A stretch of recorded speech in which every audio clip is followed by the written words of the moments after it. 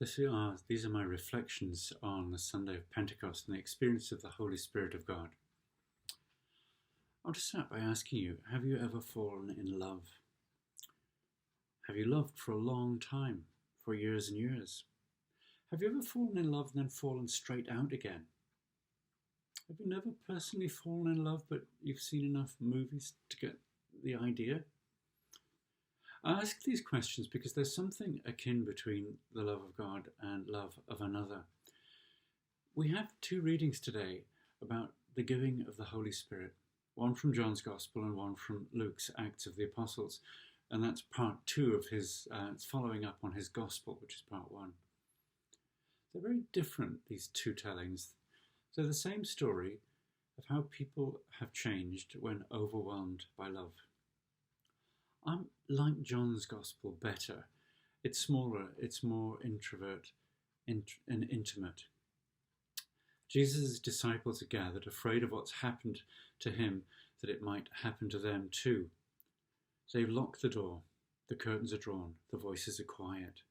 Shock has still numbed them. Fear is close by. What do we do now is the question. Into this fearful, grieving and defeated, shattered group, Jesus quietly enters. And really, before anyone has quite realized that there's another person somehow in the room, Jesus says, "Peace be with you." I think most of them would possibly have felt peace is a long way from where we are, but I'm just guessing. There is no further conversation as Jesus rolls back his sleeves and they see the gashes made by the nails in his hands and his wrists. Jesus pulls open his clothes to show the spear wound in his side. I imagine a sense of darkness, being overwhelmed by a fast rising sun, the cold of the night being dispelled by morning warmth, and the fear disintegrating in the face of the utterly unexpected and quite unbelievable joy of being once more with their Lord. They are transformed. The only transformation I know that is close to that is when, having broken up with the one you love, you find yourselves together and the argument is dissolved and the anger and the pain, the impassable barricades to a life worth living are swept away by hope, love, and a life open into the dawn of an unimagined future. Then Jesus breathes on them. It's an intimate and sensual act that might send shivers down your spine. But like breathing on the cold hands of a toddler in winter, it restores the flow of lifeblood. It sets free and empowers. Receive the Holy Spirit, he says. And just as, without words, Jesus has forgiven the disciples all the guilt that they carry around his arrest, his death, he's forgiven the close personal act. In breathing, he's forgiven them, each one. And then he pushes them forward into the place where he has been. He had, by action and presence and love, just forgiven them. Now, he says, you need to go and forgive so that they too can let go of their walls of anger, of pain, of fear. You must call them into new life, just as I did, just now. And I imagine him smiling at them, his face saying, "Of course you can do this. Just trust me. You'll see."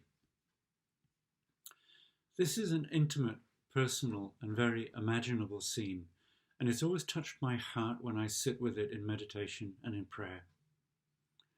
Luke, who I think must be more of an extrovert, experienced the gift of the Holy Spirit in a different way.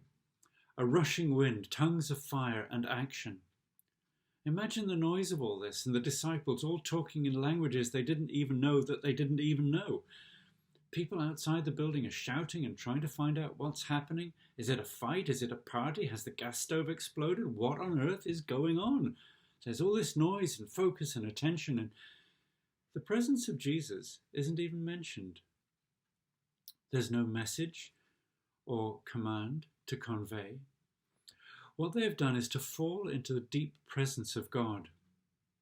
They are caught up in the movement of the Spirit of God, and what they feel is this unimaginable power and wonder of God.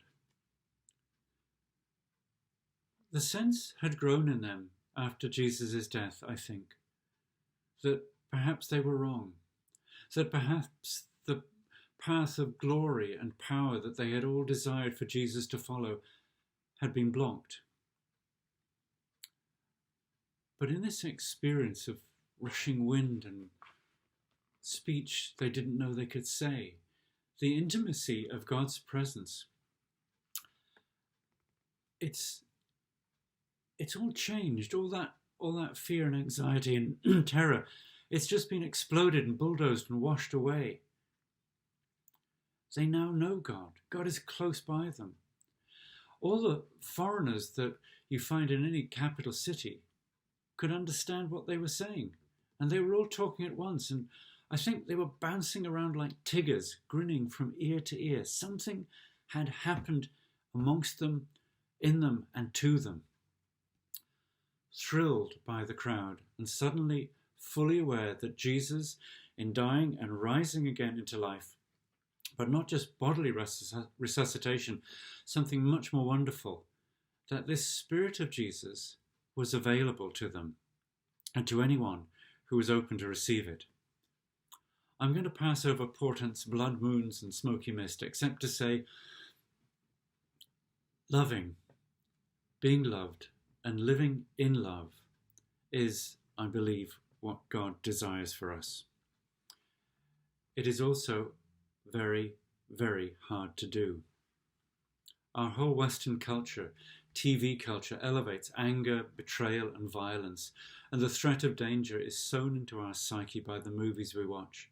We are taught to distrust, to judge, to dismiss, to huddle with those like us, to lock the doors and turn off hope and love.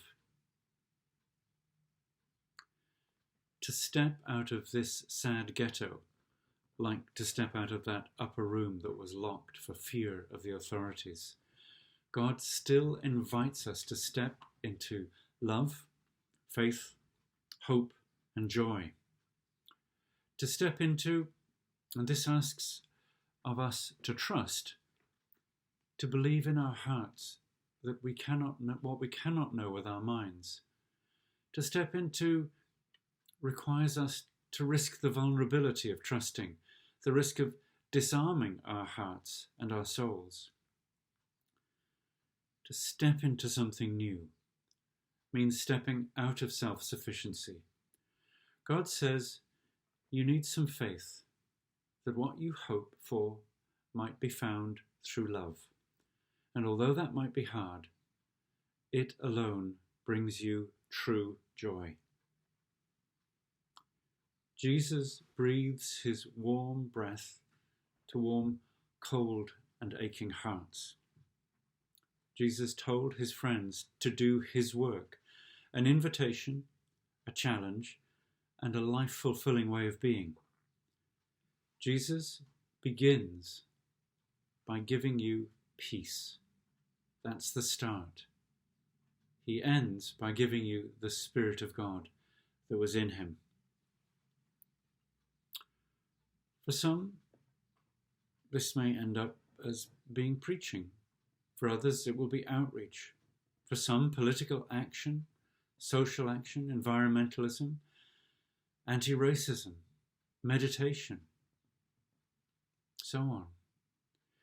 For you, as you read or hear these ending words, both you and God know where the Spirit can work through you.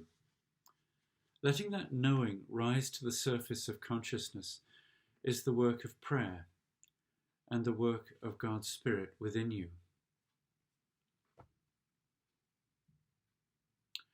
May you ponder these things and remember that the story of Pentecost isn't really a story about someone else, somewhere else.